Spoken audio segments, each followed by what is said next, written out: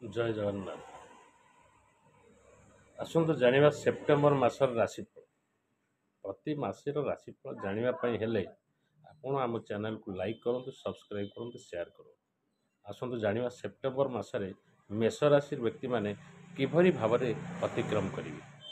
ମେଷ ରାଶିର ବ୍ୟକ୍ତିମାନେ ବ୍ୟବସାୟ କ୍ଷେତ୍ରରେ ଅଧିକ ପରିଶ୍ରମ କରିବାକୁ ପଡ଼ିବ ଏବଂ କର୍ମ କ୍ଷେତ୍ରରେ ବନ୍ଧୁମାନଙ୍କ ସହଯୋଗ ପାଇବେ ଏବଂ ପାରିବାରିକ ଅଶାନ୍ତି ମଧ୍ୟ କିଛି ଦୂର ଯିବ।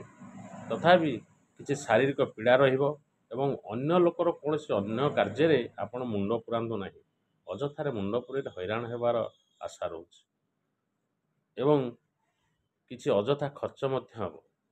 ତେଣୁ ସେପ୍ଟେମ୍ବର ମାସରେ ଆପଣ କର୍ମକ୍ଷେତ୍ର, ଶାରୀରିକ, ମାନସିକ ଏସବୁ ଶାନ୍ତି ରହିବା ପାଇଁ ଦୈନିକ ହନୁମାନ ଚାଳିଶା ପାଠ କରିବା ସହ ପ୍ରତ୍ୟେକ ଶନିବାର ଶନି ଦର୍ଶନ କରନ୍ତୁ ଏବଂ ରାଶି ତେଲର ଦୀପଟିଏ ଲଗାଇ ଦୀପଟିକୁ ପଶ୍ଚିମ ମୁଖା କରି ରଖନ୍ତୁ। ଜୟ ଜଗନ୍ନାଥ।